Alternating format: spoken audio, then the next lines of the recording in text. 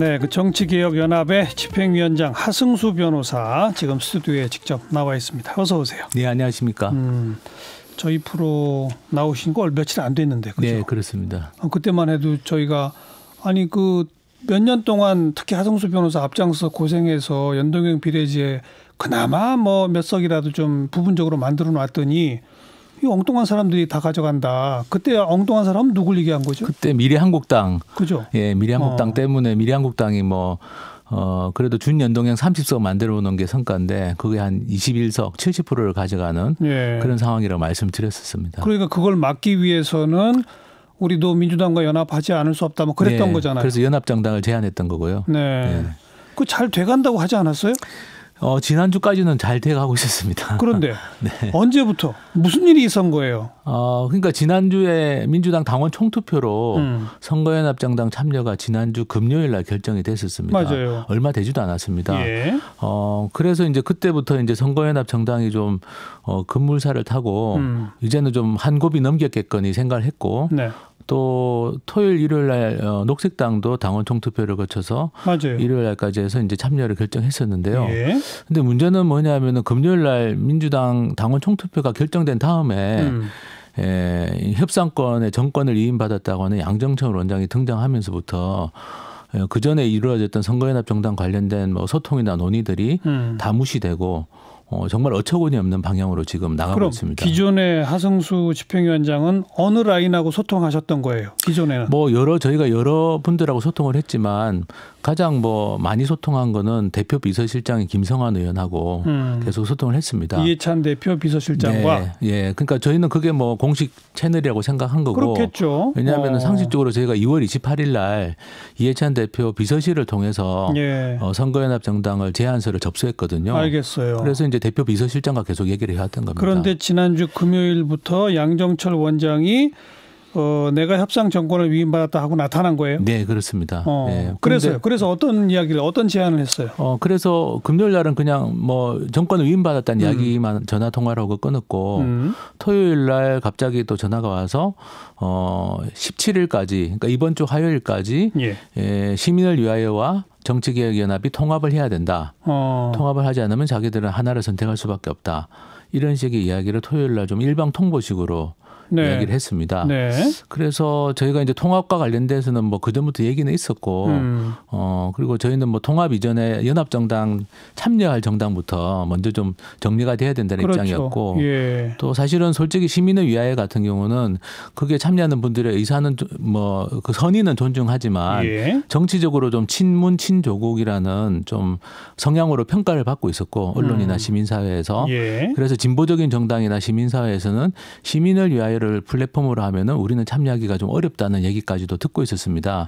그래서 그런 우려들을 좀 전달했고 이번 주 월요일 16일 날 오전에 이제 직접 만나서 이 플랫폼에 관한 얘기도 하고 또 선거연합정당에 어떤 정당들이 참여할 수 있을지에 관한 의견도 좀 교환을 했습니다. 그러니까 우선 금요일 날 정권을 위임받았다라고 통보했고 토요일 날 시민을 위하여와 화요일까지 통합해 달라라고 요구했고 그리고 월요일 날 만나셨다. 만나서 왜 통합이 어려운지에 대해서도 얘기를 했고 다만 이제 우리는 같이 갈 마음은 있으니 정치개혁연합이 아무래도 시민사회나 민주화운동 원로들이 주축이니 여기를 채널로 하면 좀 불필요한 논란을 좀 줄일 수 있을 거다. 그리고 시민의 위하여도 그러면서 같이 갈 수 있는 방법을 찾아보자. 이런 제안을 했고 그 제안에 대해서 이제 양정철 원장하고 그 이근영 전략기획위원장이 같이 나왔습니다. 그래서 본인들이 논의를 한 다음에 다시 알려주겠다. 이렇게 얘기를 하고 그 자리는 헤어졌는데요. 그런데 화요일 날, 그러니까 17일 날 오전 11시 좀 넘어서 갑자기 전화가 와서 자기들은 그냥 개문 발차하기로 했다. 그래서 시민을 위하여를 플랫폼으로 정했고 그리고 자기들이 섭외한 몇 개 원외 정당들이 있는데 오늘 오후부터 그냥 개문 발차를 하겠다. 이렇게 그냥 일방적으로 통보를 했습니다. 그래서 그 시민을 위하여의 가자환경당 등등등 해서 한 5개, 6개 정당. 4개 정당이 지금 이른바 이름까지 정해가지고 지금 한 당으로 가고 있지 않습니까? 그렇습니다. 그래서 참 문제라고 생각하는 건 근데 본인들이 정한 시한이 도래하기도 전에 그렇게 일방적으로 통보를 한 것도 문제지만 그러면 이 정치개혁연합 측과 네. 시민을 위하여 측 사이에 협상은 없었어요? 그 사이에? 그 사이 협상 없었고요. 그리고 저희 같은 경우는 어쨌든 민주당이 이거는 참여를 한 정당 중에 가장 큰 정당이기 때문에 민주당이 이 부분에 대해서 정무적 판단을 해줄 것을 요청을 한 겁니다. 그리고 저희는 그 정무적 판단은 당연히 민주당 최고위원회에서 하는 걸로 생각했었고 예. 그래서 수요일 아침에 최고위원회가 있기 때문에 그 최고위원회에서 뭔가 결론이 날 거라고 생각하고 있었습니다. 그런데 화요일 날 갑자기 개문 발차를 하겠다고 통보를 하고 네. 급속도로 일을 진행시킨 거고요. 네. 결국에는 민주당 최고위에서 이런 문제에 대해서 결정도 못했을 뿐만 아니라 하여튼 저희가 화요일 오후에 급하게 확인해 봤을 때는 이렇게 일이 진행되고 있다는 걸 민주당 최고위원들도 모르고 있었습니다. 네. 전화 받고 나서 급하게 오후에 확인했더니 일부 최고위원은 당연히 정치개혁이라고 하는 거 아니냐. 그리고 자기들은 전혀 이런 상황에 대해서 공유받지 못했다. 이런 말들을 하실 정도였습니다. 그런데 또 민주당 입장에서는 네. 시간은 별로 없는데 네. 당의 공식 논의 과정과 절차를 뭐 하나하나 다 밟아가기도 어려운 급박한 상황이다. 그런데 당의 입장을 정치개혁연합과 시민을 위하여 측에 전달한 거 아니겠어요? 네네. 양쪽이 협상해서 한번 하나로 합쳐주면 제일 좋겠다라고. 그런데 양쪽이 협상이 지금 안 됐다는 거 아닙니까? 네네. 그럼 결국 둘 중에 하나를 선택하여서 먼저 개문 발차할 수밖에 없습니다라는 선택도 할 수는 있는 거 아닌가요? 그래서 개문 발차라는 말을 또 해서 개문 발차인 줄 알았는데요. 그걸 믿었다 이거죠. 예, 근데 어제부터는 개문 발차가 아니라 폐문 발차라는 게 드러났습니다. 그건 또 왜 그런 겁니까? 왜냐하면 어제 아침에 시민을 위하여 측 관계자가 뉴스공장 라디오 프로그램 나와가지고 통합 가능성 없다. 이미 끝났다 이런 발언을 했고요. 그리고 바로 어제 오후에 그 더불어시민당이라는 당명을 발표하면서 네. 본인들 계획을 발표한 겁니다. 그래서 이런 일련의 과정을 보면 예. 실제로는 뭔가 협의를 하거나 협상할 생각이 없었고 이미 정해진 계획을 그냥 밀어붙인 것이다. 어떻게 보면 정치개혁연합이 처음 이 선거연합정당을 제안했고 이 논의를 끌고 왔는데 이걸 시민을 위하여로 갈아타기 위해서 쉽게 네. 말해서 네. 본인들이 치밀한 계획을 세우고 그냥 밀어붙이는 거라고 보고요.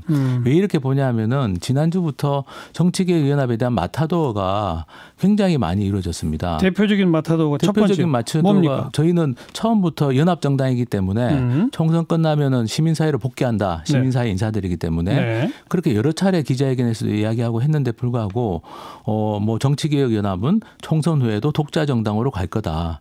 이게 여러 관계자 입을 통해서 언론에 계속 보도가 됐습니다. 독자 정당으로 가려고 할 것이다. 가려고 한다. 이런 식으로 보도가 됐고 전혀 근거 없는 마타도어라 이거죠. 네, 두 그렇죠. 번째는 또 예를 들면은 정치개혁연합이 공천 지분을 요구한다. 이런 말도 안 되는. 예.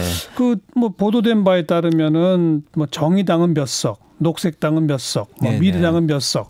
이런 식의 할당을 정치개혁연합 측이 해놓고 그걸 요구했다라는 설이 있어요. 네, 그것도 오늘 보도가 됐는데요. 예. 그런 건 다 실명이 아니라 민주당 관계자 입을 통해서 보도가 됩니다. 예. 정말 어처구니 없는 마타도어고요. 정치개혁연합에서는 그런 얘기 한 적이 없다. 전혀 없습니다. 그리고 어제 양정철 원장을 제가 실명 비판했는데 양정철 원장을 실명 비판한 다음부터 오늘 들어서 새로운 마타도어들 지금 말씀하신 게 오늘 등장한 마타도어입니다. 정의당 15석 이런 이야기 전혀 저희는 이야기한 적이 없고요.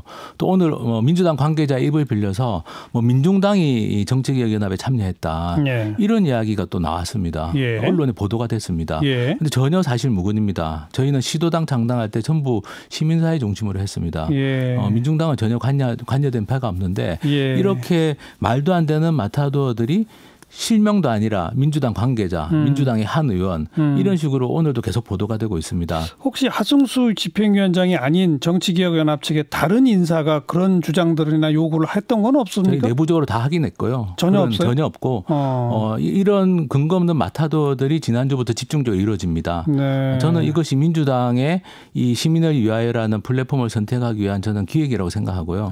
왜냐하면 이렇게 마타도어들을 흘리면서 저는 이런 내용들이 제가 알기로는 이해찬 대표에게도 보고된 걸로 알고 있습니다. 네. 이런 내용들이 네. 그걸 보고한 사람이 양정철 원장이라고 알고 있고요.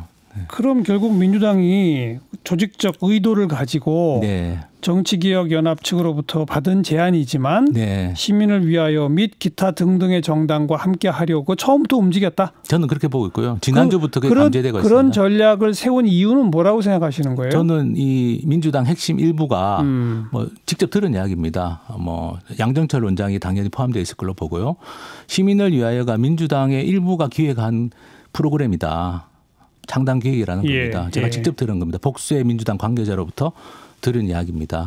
예, 그렇기 때문에 당연히 민주당이 관여해서 만들어진 창당 프로그램이니까 민주당이 발을 뺄 수가 없었겠죠. 특히 그 기획에 관여돼 있던 사람들. 저는 그 사람이 양정철 원장이라고 보고 있고요.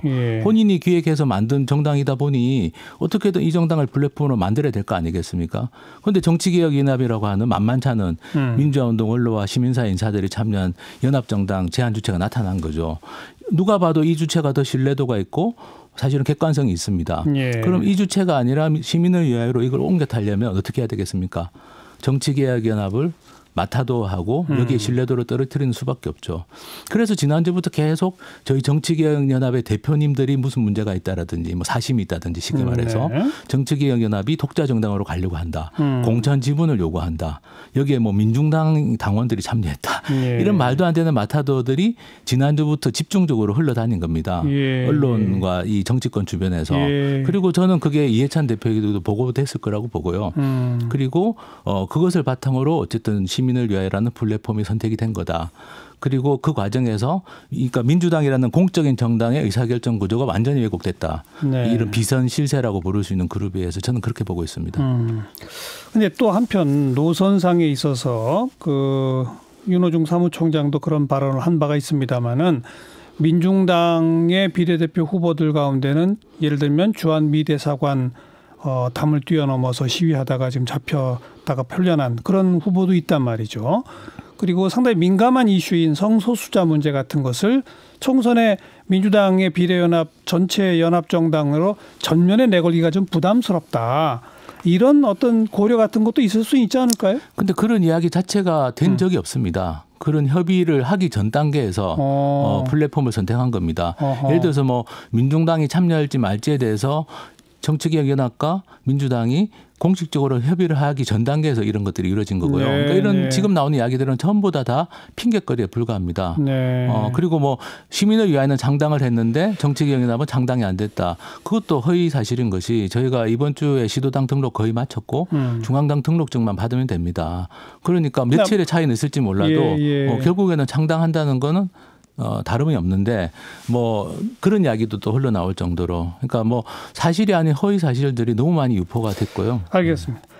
남은 과정에서 이 정치개혁연합 또 거기와 함께 지금 논의를 해왔던 녹색당, 미래당 등등이 더 참여할 가능성은 좀 완전히 없는 거예요? 일단은 녹색당 미래당은 지금 일단 불참 선언하셨고요. 제가 알기로는 그렇습니다. 그리고 저희가 요구하는 거는 어쨌든 저희가 이 연합정당을 제안했기 때문에 양정철 원장을 빨리 교체하고 민주당이 공당으로서 의사결정 구조를 좀 회복해서 지금이라도 위성정당을 만드는 것이 아니라 연합정당을 만드는 길로 나와라. 사실 지금 더불어시민당은 위성정당입니다. 공천도 심지어 본인들이 하겠다고 하고 있습니다. 처음에는 연합정당이니까 정당들이 하는 거라고 저희한테도 이야기를 했는데 지금은 이제 자기들 공천권까지 행사하겠다는 거거든요. 그래서 어떻게 보면 이게 연합정당이라고 하는 그래도 대의 명분을 가졌던 이 기획이 중간에 몇몇 소수에 의해서 위성정당으로 지금 변질이 돼버렸고 사실은 미래한국당과 별 차이가 없는 것이 돼버렸습니다. 저는 이거는 민주당에게도 매우 큰 손실이고 전체 우리가 뭐 진보개혁 민주세력이라고 하는 입장에서 저는 심각한 문제라고 생각합니다. 처음에 시민을 위하여를 만드는 과정에부터 민주당 일부가 직접 기획을 해서 결과론적으로는 더불어시민당이라고 하는 위성정당의 작품을 만들어낸 것이다. 네, 그렇습니다. 라고 하승수 위원장은 보신다. 이 말이군요. 여기까지 정치개혁연합 하승수 집행위원장 고맙습니다. 네, 감사합니다.